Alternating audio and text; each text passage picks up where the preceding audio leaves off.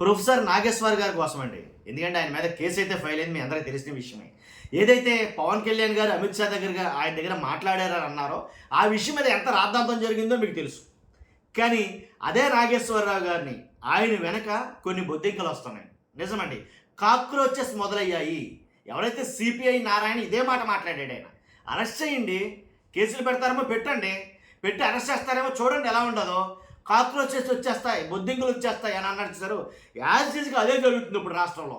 ఆంధ్రప్రదేశ్లో నాగేశ్వరి గారి మీద ఏదైతే రాద్ధాంతం జరిగిందో దాని విషయం చాలా కాక్రోచెస్ నోరు తెరిచి మాట్లాడుతున్నాయి. దాని గురించి మనం మాట్లాడబోతున్నాం. ఫస్ట్ అయితే కనుక రాష్ట్రం మొత్తం తెలియాల్సిన వీడియో, రాష్ట్ర ప్రజలందరికీ మీ బాధ్యతగా మీరు లైక్ చేయండి. లైక్ చేస్తే ఇన్ఫర్మేషన్ ఎక్కువ మంది షేర్ అవుతుంది. కొత్తగా మన ఛానల్ చూస్తే పక్కాగా సబ్స్క్రైబ్ చేయండి. మీ అమూల్యమైన అభిప్రాయాన్ని కామెంట్ రూపంలో తెలియజేయండి. కాబట్టి ఎవరైతే నాగేశ్వర్ గారు ఆయన్ని వెనకేసుకుని వస్తున్నారో, అంటే నాగేశ్వర్ గారిది తప్పు లేదు, ఆయన కరెక్టే మాట్లాడాడు, అలా నిజంగా అలాంటి మాటలు కూడా సంజయ్ ఇచ్చుకోవాల్సి వస్తే అలాంటి మాటలు కూడా వాటిని వెనక్కి తీసుకోవాలి, ఆ మాటల్ని ఉపసంహరించుకోవాలంటే కనుక పవన్ కళ్యాణ్ గారు ఎన్ని మాటలు ఉపసంహరించుకోవాలి, చంద్రబాబు నాయుడు గారు ఎన్ని మాటలు ఉపసంహరించుకోవాలి. కానీ ఆ మాటలు ఉపసంహరించుకోవడం అనేది అసలు ఆయన్ని డిమాండ్ చేయడం అనేది చాలా తప్పు, మొమ్మాటికి తప్పే. పవన్ కళ్యాణ్ గారు 30,000 మంది అమ్మాయిలు మిస్సింగ్ అన్నారు, దానికి కారణం వాలంటీర్లు అన్నారు. అది కాదని తేలిపోయింది కదా. మరి అలాంటప్పుడు వాలంటీర్లు వాళ్ళకి బాధే కదా, వాళ్ళకి నష్టమే కదా. కాబట్టి వాళ్ళ విషయంలో ఏమన్నా పవన్ కళ్యాణ్ గారు ఆ మాటలు ఉపసంహరించుకుంటారా? వాలంటీర్లకి మంచి భవిష్యత్తు కల్పిస్తాను, మీకు ఉద్యోగాలు ఇస్తాను అని మాట్లాడారు. వాళ్ళ విషయంలో ఏమన్నా ఆ మాటలు ఉపసంహరించుకుంటారా? లేదు, అపాలజీ చెప్తారా? ఇప్పుడు చంద్రబాబు నాయుడు గారు ఎన్ని వాగ్దానాలు చేసుకుంటారో అన్ని వాగ్దానాలు ఫుల్ఫిల్ చేస్తున్నారా? లేదు కదా. మరి ఆ మాటలు బట్టి ఉపసంహరించుకుని అపాలజీ చెప్తారా? లేదు కదా.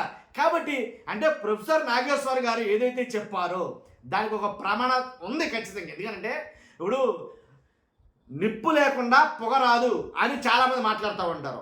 ఆయనకి ఇన్ఫర్మేషన్ లేకుండా ఆయన నోట్లోంచి మాట రాదు. 30 సంవత్సరాలు 40 సంవత్సరాలు సీనియర్టీ ఉన్న జర్నలిస్ట్ అంటే ఏ మూలలో ఏం జరుగుతుందని ఖచ్చితంగా క్యాచ్ చేయగలరు. కాబట్టి పవన్ కళ్యాణ్ గారే అన్నారని చెప్పేసి తర్వాత ఒక వీడియో రిలీజ్ చేశాడు ఆయన.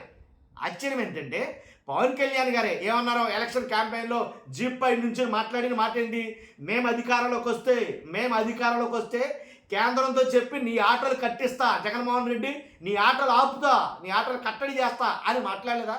అంటే కేంద్రంతో చెప్తానంటే అమిత్ షా గారితో చెప్తాను అన్నట్టుగా, మోదీ గారితో చెప్తాను అన్నట్టుగా. కాబట్టి ఆయన చెప్పిన మాటే కదా. ఇదే వీడియోని ప్రొఫెసర్ నాగేశ్వర్ గారు చూపించారు, స్క్రీన్ అదే విషయం చెప్పారు ఆయన. కాబట్టి ఇంకోటి, కోర్ కమిటీలో ఆయనకి కావాల్సిన అనునయులు ఉండకపోరు. నాగేశ్వరరావు గారు అంటే 2 తెలుగు రాష్ట్రాల్లో అభిమానం ఉన్న వాళ్ళు చాలామంది ఉన్నారు. అటు రాజకీయంగా ఇటు సామాజికంగా చాలా రకాలుగా మామూలుగా మధ్యతరగతి అందరిలోనూ ఆయన అంటే అభిమానం ఉన్న వ్యక్తే, అందులో ఎలాంటి డౌట్ లేదు. ఒక్క మాట చెప్తాను చూడండి, ఎక్కడ దాకా ఎందుకు బయటికి రావు, ఎందుకు బయటికి పక్కవు, లోపల మాట్లాడుకున్నాం మన అంతర్గత విషయాలు అని అనుకుంటాం. లోపల మాట్లాడుకున్న ప్రతిదీ ఖచ్చితంగా బయటకు తెలుస్తుంది. రాజకీయం అంటే అంతే, ఎలాగైనా కూపీ లాగేస్తారు. ఇప్పుడు చంద్రబాబు నాయుడు గారే చాలా అసహనం వ్యక్తం చేశారు, చాలా కోపం వచ్చింది ఆయనకి. ఇదేంటిదా, జస్ట్ ఇప్పుడే కదా మనం మాట్లాడుకున్నాము, ఇప్పుడే కదా ఏదైతే క్యాబినెట్ మీటింగ్ జరుగుతుందో, క్యాబినెట్ మీటింగ్ జరిగింది, పూర్తయింది, జస్ట్ ఆ విషయాలు కొన్ని విషయాలు ఏంటి ప్రెస్కి వెల్లడి చేయాలి అని అనంత లోపులోనే మొత్తం ఏం మాట్లాడుకున్నామో పూచిక పూలతో సహా బయటికి ఎలా వస్తుంది అని మంత్రుల మీద సీరియస్ అవ్వలేదా, ఎమ్మెల్యేల మీద సీరియస్ అవ్వలేదా? కాబట్టి అలాగా ఏదైనా బయటికి తెలిసిందంటే కనుక మరి మంత్రుల్లో ఎవరైనా ఉన్నారంటారా, అలాగే ఎమ్మెల్యేలు ఎవరైనా ఉన్నారంటారా? కాబట్టి ఖచ్చితంగా తెలుస్తాయి, తెలియకుండా ఏముండదు, దాంట్లో ఎలాంటి డౌట్ లేదు. కాబట్టి అందువల్ల నాగేశ్వర్ గారు చేసింది తప్పు కాదు మొమ్మాటికి అని వెనకేసుకొస్తున్నటువంటి కొన్ని కాక్రోచెస్ గురించి మీకు చెప్పమంటారా? ఫస్ట్గా నారాయణ గారు మాట్లాడారు. నారాయణ గారు మాట్లాడి ఈ బొద్దింకల అంశాన్ని తెర మీద తీసుకొచ్చారు. లేస్తాయి వస్తాయి బొద్దింకలు అవసరమైతే కనుక అని అయితే మాట్లాడారు. తర్వాత ప్రకాష్ రాజ్ గారు, ఆయన పెద్ద బొద్దింక నిజంగా. కానీ ఆయన బయటకు వచ్చి ఆయన మాట్లాడాడు, నేను మీతో ఉన్నాను. ఇప్పుడు రాజకీయంగా మీరు ఒక వ్యాఖ్యలు చేసినప్పుడు దాన్ని రాజకీయంగానే ఖండించాలి. కేసులు పెట్టడం ఏంటండి, నేను నాగేశ్వరరావు గారితో ఉన్నాను అని అయితే ఆయన చాలా దారుణమైన వ్యాఖ్యలే చేశాడు ఆయన. అంతేకాదు తర్వాత ప్రెస్లో ఉన్న వాళ్ళు అందరూ ఖండించారండి. దేవులపల్లి అమర్ గారు ఆయన ఖండించాడు. తర్వాత తెలకపల్లి రవి గారు నాకు ఇష్టమైనటువంటి, నేను అభిమానించేటటువంటి ఒక అనలిస్ట్ అనుకోవచ్చు, ఏదైనా అనుకోవచ్చు మీరు.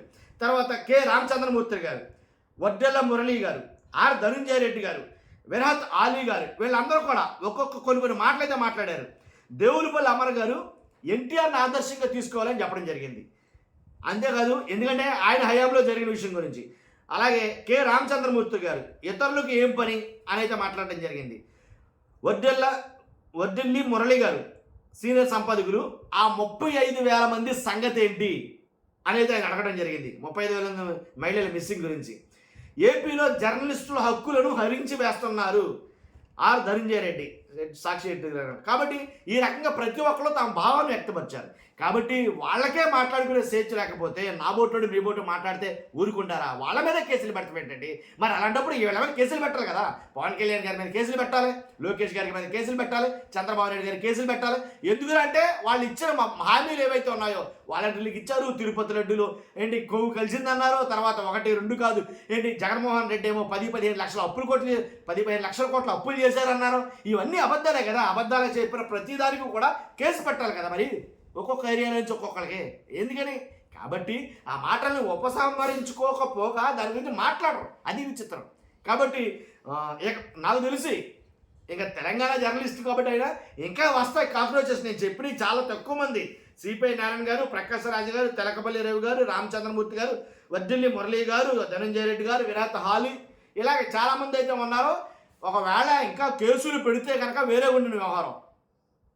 అర్థమైందా? ఇక్కడ చూస్తున్న మీరు అందరూ కూడా మీ అభిప్రాయం ఖచ్చితంగా కామెంట్ రూపంలో తెలియజేయండి. ఫస్ట్ అయితే లైక్ చేయండి. Thank you very much.